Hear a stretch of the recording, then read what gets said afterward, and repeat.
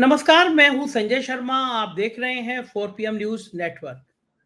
चुनाव में 48 घंटे बचे हैं और उससे पहले काफ़ी चीज़ें बदलती हुई नज़र आ रही हैं। उत्तर प्रदेश, जहाँ पे भारतीय जनता पार्टी ने अपना सारा दामोदार स्थापित कर रखा है।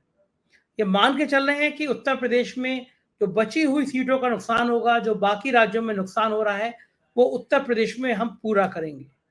लेकिन चुनाव की घड़ियां जैसे-जैसे नज़दीक आ रही हैं, उत्तर प्रदेश में पासा पलटता हुआ नज़र आ रहा है। ठाकुरों ने कल पंचायत करी। 60-70 हजार, 50-60 हजार ठाकुर इकट्ठे हुए। कहा गया, रघुपति रीत सदा चली आई, प्राण जाए पर वचन ना जाए। जय भवानी के नारे लगे और कहा गया कि हम तो भगवान राम के वंशज हैं, जो कह दिया वो करते हैं, अपने वचन पूरे करते हैं। रघुकुल रीत सदा चली आई, प्राण जाए पर वचन ना जाए। ऐसे नारे लगातार लगते रहे। और फिर क्षत्रियों ने, वहां एक परंपरा है पश्चिमी उत्तर प्रदेश में, लोटे में नमक डलवाया। मतलब ये एक तरह का संकल्प होता है। और जय भवानी के बीच में कसम खाई गई कि पश्चिमी उत्तर प्रदेश में क्षत्रिय समाज कहीं पे भी भारतीय जनता पार्टी को वोट नहीं देगा। एक झटके से कैराना, मुजफ्फरनगर, मेरठ, सहारनपुर, बागपत, इन सीटों का नजारा बदल गया। बिजनौर, इन सीटों का नजारा बदल गया। योगी आदित्यनाथ भागे भागे गए, लेकिन ठाकुर मानने को राजी नहीं थे। पिछले दिनों जब योगी आदित्यनाथ गए तो उनके सामने संजीव बालियान मुर्दाबाद के नारे लग गए। पश्चिमी उत्तर प्रदेश, जहां पहले चरण में ही वोट डाले जाएंगे, वहां का जायका इतना खराब हो जाएगा, ये मोदी जी ने सोचा नहीं था। और गांव गांव नारे लग रहे हैं, क्षत्रियों के बीच नारे लग रहे हैं और कह रहे हैं क्षत्रिय कि अगर 70 के पार चली गई उत्तर प्रदेश में भाजपा, तो योगी आदित्यनाथ को हटा दिया जाएगा। और ये बात बहुत ज्यादा चर्चा का विषय बन चुकी, खासतौर से क्षत्रिय समाज में। और ये, अगर ये समाज इतना प्रभावशाली समाज है कि कहीं का कहीं गुल खिला सकता है। पश्चिमी उत्तर प्रदेश में त्यागियों के गांव के बाहर हमने बोर्ड लगे देखे, जहां पे बोर्ड पे लिखा है, हमारी सबसे बड़ी भूल कमल का फूल। सैनी समाज नाराज है कि उनका प्रतिनिधित्व नहीं मिला। देश में अलग अलग राज्यों में ऐसी खबरें और भी जगह से आ रही हैं। राजस्थान में भी बीजेपी को पसीने आ रहे हैं। इस बीच सुप्रीम कोर्ट में वीवीपैट की सुनवाई। बहुत तीखे सवाल पूछे सुप्रीम कोर्ट में और इलेक्शन कमीशन के पास जवाब नहीं था। बृहस्पतिवार को, यानी कल, इसकी फिर सुनवाई होनी है। हो सकता है कोई बड़ा फैसला आ जाए। इन सारों बातों को हमने आज किया अभय दुबे जी के पास। उनसे पूछा इन सब का जवाब क्या है। देश के जाने माने पत्रकार हैं, आप सब जानते हैं उनको। एबीपी पे चैनल पे रोज आते हैं, बहुत लॉजिक के संग बात करते हैं। बहुत वरिष्ठ पत्रकार हैं, बहुत किताबें लिखी हैं, बड़ा अनुभव है। चलते हैं अभय दुबे जी के पास और जानते हैं उनसे क्या है राजनीति का ये खेल। आपसे रिक्वेस्ट है, चैनल को ज्वाइन कीजिएगा, सब्सक्राइब करिएगा। चलते हैं अभय जी के पास। 4 PM न्यूज नेटवर्क में स्वागत है अभय जी आपका। वीवीपैट का मुद्दा बहुत ज्यादा गर्म है। सुप्रीम कोर्ट में कल जो बहस हुई, उसको देखने के लिए लोग बेताब थे। बहुत तार्किक सवाल पूछे सुप्रीम कोर्ट ने। चुनाव आयोग के पास जवाब नहीं था देने का। चुनाव आयोग बगले झांक रहा था। मतलब कि वीवीपैट अनिवार्य होना ही चाहिए। भाई, आपने वोट किसको दिया, इसकी पर्ची निकालने में समस्या क्या है? और सबकी जायज मांग है कि जो वोट पड़े, वीवीपैट में जो पर्ची मिली, उसका मिलान कर लिया जाए, पता चल जाएगा चुनाव निष्पक्ष है या नहीं है। लेकिन सरकार इससे बचना चाह रहा है। चुनाव आयोग वीवीपैट के मसले पर बचना चाह रहा है। बृहस्पतिवार, यानी कल, इसकी सुनवाई है। क्या लग रहा है कि कोई कड़ा फैसला आ सकता है, या सरकार को खुद ही पहले इलेक्टोरल बॉन्ड पर जिस तरह फजीयत हुई, उसकी तरह फजीयत से बचने के लिए खुद ही कह देना चाहिए कि भाई, हम वीवीपैट की पर्ची संभाल कर रखेंगे? देखिए, भारत में जब से ये वोटिंग मशीनों वाला मसला विवाद सामने आया है, उस वक्त से भारत में जो चुनाव प्रणाली है, चुनाव कराने की जो तरकीब है, वो दांव पे लगी हुई है और बहुत बड़े पैमाने पर इसके ऊपर चर्चा हो रही है। अभी से नहीं, ये चर्चा शुरू की थी भारतीय जनता पार्टी ने। मैं उस कहानी में नहीं जाऊंगा कि लालकृष्ण कि जीवीएल नरसिंह राव आज अभी थोड़ी देर पहले ही हम लोगों के साथ चैनल में बैठे हुए बहस कर रहे थे। उनको चेहरा देखते ही मुझे उनकी किताब याद आ जाती है, जिसकी भूमिका खुद लालकृष्ण आडवाणी ने लिखी थी। अब जब सारा का सारा विपक्ष कटिबद्ध होकर इस सवाल के ऊपर आपत्ति कर रहा है, तो आखिरकार सरकार को और चुनाव आयोग को कौन रोकता है कि वो विपक्ष की इस बात पर कान दे? और अगर विपक्ष की पूरी बात उसे नहीं माननी है, तो कम से कम कोई बीच का रास्ता निकाले। वीवीपैट एक इस तरह का मसला है जिसमें आप विपक्ष की पूरी बात माने बिना वोटिंग मशीनों को ईवीएम को कायम रखते हुए एक बीच का रास्ता निकाल सकते हैं और चुनाव की निष्पक्षता को सुनिश्चित कर सकते हैं। आप बताइए, निष्पक्षता आखिरकार किस चिड़िया का नाम है? निष्पक्षता उस चिड़िया का नाम है जिसको कहते हैं कि न केवल निष्पक्ष होना चाहिए बल्कि निष्पक्ष होते हुए दिखना भी चाहिए। देखना चाहिए। तो यही है सुप्रीम कोर्ट जो सवाल पूछ रहा है, हम सब लोग जो सवाल पूछ रहे हैं, मतदाता जो अपेक्षा कर रहे हैं, विपक्ष जो पूछ रहा है। ठीक है, विपक्ष आज तक 100% ये साबित नहीं कर पाया कि ईवीएम लगातार हैक हो रही है या कैसे हैक हो सकती है, क्या पूरे देश में हैक हो सकती है, किसी एक हिस्से में हैक हो सकती है, एक कॉन्स्टिट्यूंसी में हैक हो सकती है, एक कॉन्स्टिट्यूंसी के कुछ बूथों पर हैक की जा सकती है। ये सारी की सारी चीजें बहस तलब है और स्पेकुलेटिव हैं, मतलब इनके बारे में अटकलें लगाई जा रही हैं। लेकिन इस चीज में तो न कोई अटकल है न कोई बहस है कि जिसने वोट डाला है उसकी पर्ची सुरक्षित रहनी चाहिए ताकि ये मिलान हो सके कि उसने जहां वोट डाला है वोट उसका वहीं गया है। बिल्कुल सीधी सी बात है। इसमें तो सरकार को कोई आपत्ति होनी नहीं चाहिए और चुनाव आयोग को भी कोई आपत्ति नहीं होनी चाहिए। आपत्ति कर रहे हैं इसका मतलब है इस हीला हवाला, आपत्ति कर रहे हैं इसका मतलब पानी कहीं मर रहा है। मैं उन लोगों में से हूं जो मैं ये नहीं मानता हूं, मैं आपके सामने साफ कहता हूं, मैं उन लोगों में से हूं जो ये नहीं मानता हूं कि ईवीएम की हैकिंग से देश में चुनाव जीते हारे जाते हैं। मेरा मानना है कि जो सामाजिक शक्तियां हैं और राजनीतिक शक्तियां हैं उनका संतुलन और उनका समीकरण जिस तरह का है उससे ये नतीजे निकल के आते हैं। लेकिन अगर सबकी मांग है, सार्वजनिक जीवन में बहस है, तो निष्पक्ष चुनाव को निष्पक्ष दिखना भी चाहिए। और चंडीगढ़ मेयर के चुनाव की घटना ने तो इस बात को और भी ज्यादा उभार दिया है कि चुनाव में निष्पक्ष होना और निष्पक्ष दिखना कितना जरूरी है। इसलिए सुप्रीम कोर्ट जो हस्तक्षेप कर रहा है, हमारे ख्याल से उस हस्तक्षेप का हमें स्वागत करना चाहिए और इस हस्तक्षेप को हमें उम्मीद है, मैं कामना करता हूं कि ये हस्तक्षेप अंत तक जाएगा और सुप्रीम कोर्ट सरकार और चुनाव आयोग को मजबूर करेगा कि वो वीवीपैट की पर्ची के मसले को, इस आदेश को माने और ये वीवीपैट की पर्ची सुरक्षित रखी जाए। बिल्कुल ठीक बात है। बीच में सरकार के इशारे पे शायद कुछ और बड़े-बड़े खेल हो रहे हैं। हेलीकॉप्टर शॉट अंजना कश्यप जी जा रहे हैं, वहाँ पुलिस लगती है, वहाँ वो लोग बुला लिए जाते हैं जो बीजेपी समर्थक। तो ऐसा माहौल दिखाया जा रहा है कि हर तरफ बीजेपी बीजेपी है। चैनल पर सर्वे आ रहे हैं, उत्तर प्रदेश का मैं खास तौर से जिक्र करूंगा कि 73 सीटें बीजेपी जीत रही है, यानी एक तरफ से सब हरा दी गई हैं। पश्चिमी उत्तर प्रदेश में सब सीटें जीत रही हैं। जबकि अवैध जी कल मुजफ्फरनगर में पंचायत हुई खेड़ा गांव में, कम से कम 50-60 हजार ठाकुर बरादरी के लोग थे।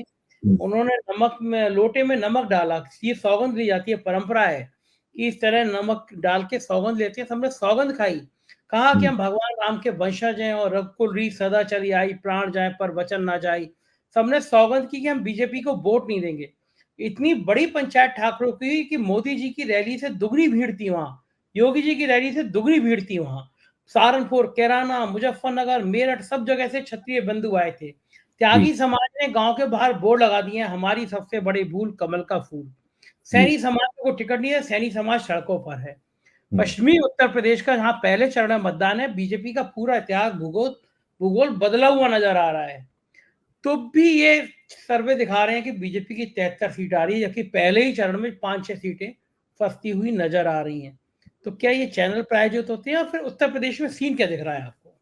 देखिए, पिछली बार इन 8 सीटों के ऊपर इसमें भी बीजेपी की अच्छी खासी पिटाई हुई थी। 3 सीटें बहुजन समाज पार्टी ने जीती थी, 2 सीटें समाजवादी पार्टी ने जीती थी और भारतीय जनता पार्टी केवल 2 सीटें जीत पाई थी पिछली बार भी। उसका कारण साफ था कि समाजवादी पार्टी और बहुजन समाज पार्टी के बीच में गठजोड़ था। इस बार वैसा गठजोड़ नहीं है, ये बात सही है। लेकिन इसके बावजूद भी उत्तर प्रदेश की राजनीति के जो लोग थोड़े भी जानकार हैं वो ये कहते हैं कि 8 की 8 सीटें फंसी हुई हैं। किसी सीट के ऊपर इस बात की गारंटी नहीं दी जा सकती कि भारतीय जनता पार्टी उनको जीत जाएगी। मोटे तौर पर जितने लोगों से मैंने बातचीत की है, जो उत्तर प्रदेश की राजनीति की गहराई से जानते हैं, उनका जो मैंने आकलन सुना है और मेरी निगाह में जो आकलन बन रहा है उसमें यह है कि इस वक्त उत्तर प्रदेश में 25 से 30 सीटें फंसी हुई हैं। 80 में से 25 से 30 सीटें ऐसी हैं जो किधर भी जा सकती हैं, वो सीटें फंसी हुई हैं। अगर विपक्ष चुनाव ठीक से योजनाबद्ध तरीके से लड़ता है और उसके कैंडिडेट अच्छा प्रदर्शन करते हैं और किसी तरीके से भारतीय जनता पार्टी का के जो संसाधन बहुत जबरदस्त है भारतीय जनता पार्टी के पास, उसकी कोई सीमा नहीं है। और जो टीवी पे और दूसरा मीडिया का प्रचार है, अगर वो इसका मुकाबला कर लेता है तो विपक्ष उत्तर प्रदेश में भारतीय जनता पार्टी को आश्चर्यचकित कर सकता है। देखिए, भाजपा को पूरी उम्मीद है कि देश में दूसरे प्रांतों में जहां-जहां उसकी सीटें कम हो रही हैं, वहां वो उत्तर प्रदेश से कम 8 या 10 सीटें बेशी जीत के 2019 के आंकड़े के मुताबिक कुछ भरपाई करेगा। बहुत सारे राज्य हैं जहां गारंटी है कि भाजपा की सीटें कम होने वाली। जैसे गारंटी के कौन, साथ कह एक एक करके बताइए कौन कौन से राज्य हैं, एक एक कर। तेलंगाना में पिछली बार उन्होंने 4 सीटें जीती थी। हम्म, इस बार जो बहुत ही हमदर्द सर्वे करने वाले हैं, वो भी भारतीय जनता पार्टी को 25% वोट दे रहे हैं और कांग्रेस को आ रहे हैं 42% वोट। दूसरी तरफ बीआरएस भी लड़ रही है, बीआरएस को भी 25-26% वोट मिल रहे हैं। अगर ये बीआरएस बहुत नीचे चली जाती तो भारतीय जनता पार्टी कांग्रेस की टक्कर में आ सकती थी। पिछली बार 4 सीटें तेलंगाना में कांग्रेस भाजपा ने जीती थी। मुझे नहीं लगता कि इस बार 4 सीटें जीतेगी भाजपा। 1 सीट जीतेगी या 2 सीटें जीतेगी। वहां 2 सीटों का नुकसान होना बिल्कुल 100% तय है। अब आप महाराष्ट्र में आइए। महाराष्ट्र में 11 से लेके 13 सीटें इस तरह की हैं जहां पर केवल 1% का स्विंग आने से भारतीय जनता पार्टी चुनाव हार जाएगी। सिर्फ 1% का स्विंग आने से। इस बात को तमाम सर्वे वो लोगों ने भी माना है कि महाराष्ट्र में टक्कर बहुत जबरदस्त है। जो भारतीय जनता पार्टी की जो सहयोगी दल हैं, जैसे कि एकनाथ शिंदे की शिवसेना और अजित पवार की एनसीपी, उनकी चुनाव कैंपेन तो भरभरा के बैठ गई है।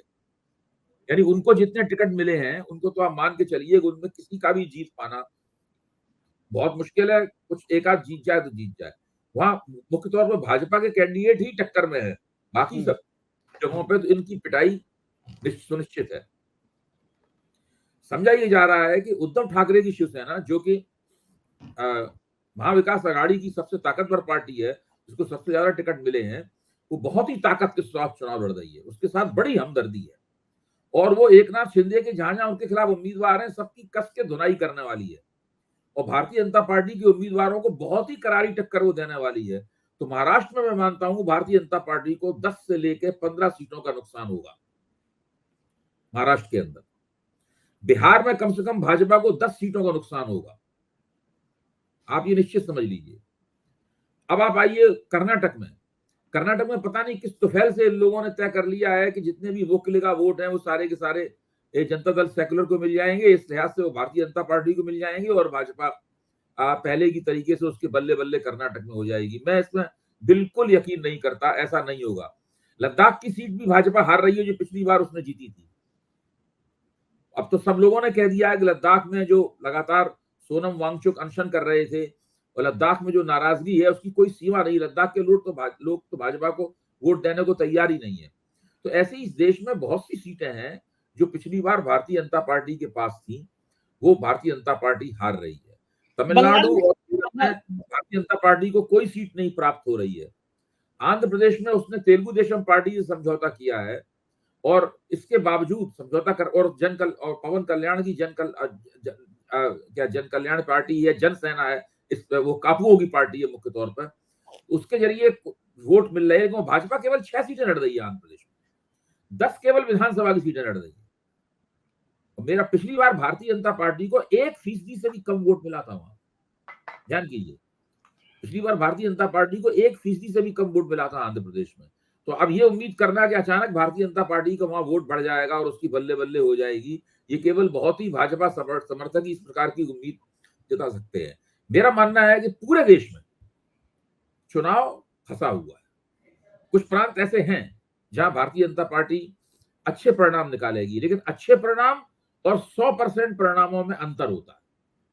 भारतीय जनता, मैं बार बार इस बात को कहता हूं, ये बहुत बारीक बात है और लोग इस चीज को मतलब रेखांकित करते नहीं अपने वक्तव्य में।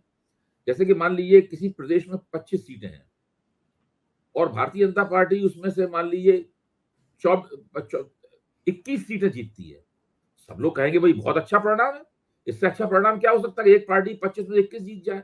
लेकिन भारतीय जनता पार्टी की मजबूरी है कि उसे 25 की 25 ही जीतनी है। वो 4 सीटें जो कम हो गई हैं, वो 4 सीटों की भरपाई कहां से होगी? इसीलिए मैं कहता हूं कि भाजपा एक तरह से नहीं, 2 तरह से चुनाव हार सकती है।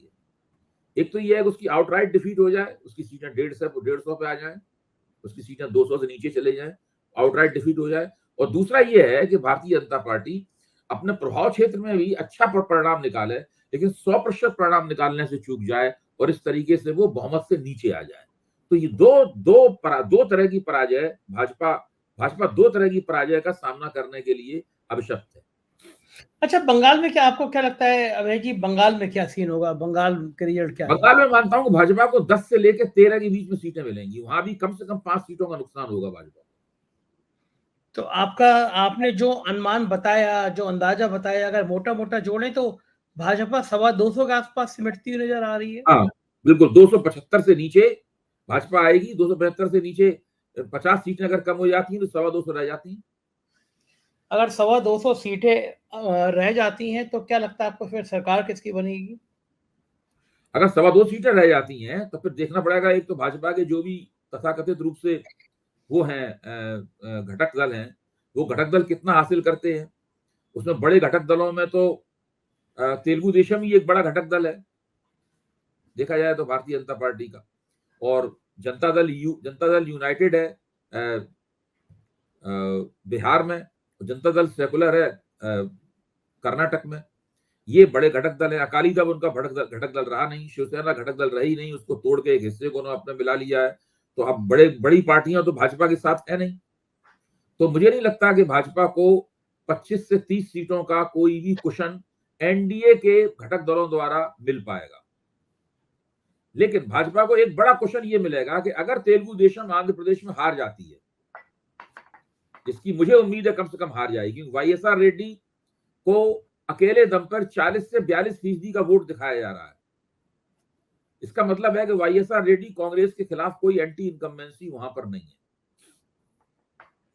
जिस पार्टी के खिलाफ एंटी इनकम्बेंसी होती है वो पार्टी को 40 से 42% वोट नहीं मिलता। तो 40 से 42%, और रेड्डी समाज पूरी तरह उसका साथ दे रहा है उसका। आंध्र प्रदेश में रेड्डी समाज कांग्रेस के साथ है, और नहीं, तेलंगाना में रेड्डी समाज कांग्रेस के साथ है, और आंध्र प्रदेश में रेड्डी समाज वाईएसआर रेड्डी कांग्रेस के साथ है। तो ऐसी स्थिति में मुझे लगता है कि अगर तेलुगु देशम पार्टी हार जाती है और वाईएसआर रेड्डी चुनाव जीत जाते हैं, तो भारतीय जनता पार्टी वाईएसआर रेड्डी का समर्थन तेलुगु देशम को फौरन कूड़ेदान में फेंक देगी और वाईएसआर रेड्डी का समर्थन प्राप्त कर लेगी। एक उसको ये संभावना ये मुझे दिखाई पड़ती है, जहां से उसे वो क्वेश्चन मिल सकता है। लेकिन एक बात तो और भी है कि जो सरकार बना रहा होगा उस दौर में, मान लीजिए इंडिया गठबंधन की सरकार बनाने की स्थिति आई तो वाईएसआर रेड्डी उसके साथ रहेंगे, वो क्यों जाएंगे बीजेपी के साथ? अगर इंडिया गठबंधन की सरकार बनने की संभावना हुई तो सारी क्षेत्रीय शक्तियां उसी के साथ जाएंगी। लेकिन इंडिया गठबंधन की सरकार बनने के लिए पहली एक शर्त है, कम से कम कोई एक ऐसी पार्टी होनी चाहिए उसके अंदर जिसके पास 100+ एमपी हो। तो आपको क्या लगता है कांग्रेस 100 सांसद जिता पाएगी, नहीं जिता पाएगी? अगर कांग्रेस अगर आपकी बात ठीक है, अगर भाजपा की 275 से 50 272 से 50 सीटें कम होती हैं तो फायदा तो कांग्रेस को काफी होगा ना इसके अंदर, तो कांग्रेस आगे बढ़ेगी। कितना आगे बढ़ती है ये एक प्रश्न है। तो मैं ये मानता हूं कि अगर कांग्रेस 100+ सीटें जिता पाती है तो कांग्रेस उस सरकार की एंकर पार्टी बन जाएगी, और उसके बाद में फिर वो दूसरी तमाम पार्टियों को अपनी ओर आकृष्ट कर पाएगी। ये सब निर्भर करता है कि चुनावी परिणामों की नक्शा नवीसी किस तरह से होती है, उसकी मैपिंग किस तरीके से होती है, उसकी रूपरेखा क्या बनती है। प्रधानमंत्री जी आज बिहार में कल कह रहे थे कि बताइए, संविधान सनातनी लोगों ने लिखा, ये रामनवमी का जुलूस ही निकलने देते। चुनाव में आपको लोगों की रोजी रोटी, लोगों की शिक्षा और नौकरी, महंगाई, इन पे बात करना चाहिए कि संविधान सनातनी ने लिखा। अगर सनातनियों ने नहीं लिखा होता तो क्या होता? ये सब बातें क्यों करते हैं प्रधानमंत्री? ये जो सनातनी कर रहे हैं, इसी की वजह से तमिलनाडु में 0 मिल रहा है। तमिलनाडु में 0 क्यों मिल रहा है? तमिलनाडु में इनके साथ ऑल इंडिया अन्ना द्रमुक कशगम थी। सनातनी उदयनिधि स्टालिन ने जब सनातनी का मसला उठाया तो अन्ना द्रमुक को लगा कि अगर वो भाजपा के साथ बनी रही तो उसका तमिलनाडु की स्थानीय राजनीति में कबाड़ा हो जाएगा, इसलिए उसने इनका साथ छोड़ दिया। फिर पीएमके जैसी बहुत कुछ छोटी छोटी पार्टियों को अपने साथ लाए, लेकिन वो पूरी तरीके से वहां लड़ाई से बाहर है। वहां पे बहुत बड़े पैमाने पर डीएमके जो है, डीएमके और कांग्रेस का गठजोड़ है, वो चुनाव जीत रहा है। इसी प्रकार की हरकतों के कारण केरल में कुछ नहीं हो पा रहा है इनका। केरल में पूरी की पूरी 20 सीटें कांग्रेस के नेतृत्व वाला जो गठजोड़ है, जनवादी मोर्चा है, लोकतांत्रिक मोर्चा है, वो चुनाव जीत रहा है। तो ये, और इस तेलंगाना में क्यों नहीं आगे बढ़ पा रहे हैं? ये सनातनी की बातें करने के कारण ही दक्षिण भारत में इनकी गोट पूरी तरीके से पिट रही है। और भारतीय जनता पार्टी पता नहीं इस बात को क्यों नहीं समझती कि मोदी जी को जो वोट मिलते हैं वो इसलिए नहीं मिलते हैं कि वो सनातनी की बातें करते हैं, उसके कारण कुछ और हैं।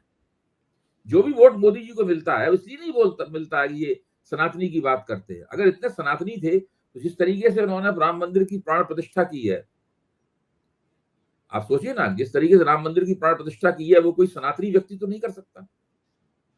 सही बात है, शंकराचार्य विरोध कर रहे हैं, मंदिर बना नहीं तब भी हो गया। लेकिन मुद्दा वही रखते हैं कि सनातन के आसपास वो घूमते रहे, जिससे फायदा उनको मिलता रहे। और ये जो भावनाएं भड़काने वाला खेल है, क्या इस चुनाव में आपको लग रहा है कि पूरा हो पा रहा है? देखिए, जितना ये भावनाएं भड़काने वाले खेल की तरफ जाएंगे, उतना ही ये बात स्पष्ट होगी कि भाजपा को अपने चुनाव जीतने के ऊपर विश्वास नहीं है। आप देखिए, पिछले चुनाव में इन्होंने ये सनातनी इस टाइप की बातें बहुत कम की थी, ना के बराबर। तो जब भी ये सांप्रदायिक, इनकी जैसे जैसे चुनावी मुहिम सांप्रदायिक रूप ग्रहण करती है, वैसे वैसे इनका अविश्वास जो है वो लोगों के सामने स्पष्ट होता जाता है। और मेरा तो मानना यह है कि आज तक का रिकॉर्ड है, जब भाजपा ने खुली नंगी सांप्रदायिक चुनावी मुहिम चलाई है, उसको पराजय नसीब हुई है। बिल्कुल ठीक बात कह रहे हैं। और एक अलग दूसरा मुद्दा है अभय जी, अयोध्या के सांसद कह रहे हैं, मेरठ से प्रत्याशी हैं बीजेपी के अरुण गोयल, वो कह रहे हैं, अलग अलग जगह से अलग अलग पार्टी के नेता कह रहे हैं कि 400 सीट चाहिए क्योंकि संविधान बदलना है। ये संविधान बदलने का खेल जो है वो उसके पीछे हमेशा क्या है? प्रधानमंत्री कह रहे हैं कि हमें बिल्कुल गलत बात है, हम संविधान नहीं बदलेंगे। लेकिन अलग अलग पार्टी के नेता जो कह रहे हैं, इनकी रणनीति ये होती है कि बड़ा आदमी कह रहे नहीं करना है, छोटे छोटे आदमी इस बात के मुद्दे को उठाते रहे, फिर बाद में बड़ा रूप ले ले वो। क्या ये वाकई में ये संविधान बदलने का खेल करना चाहते हैं? देखिए, भारतीय जनता पार्टी के नेताओं की एक पूरी की पूरी पीढ़ी, मेरे ख्याल से 2 या 3 पीढ़ियां ऐसी हैं पुरानी वाली, वो संविधान बदलने के नारे की खुराक पर पली है।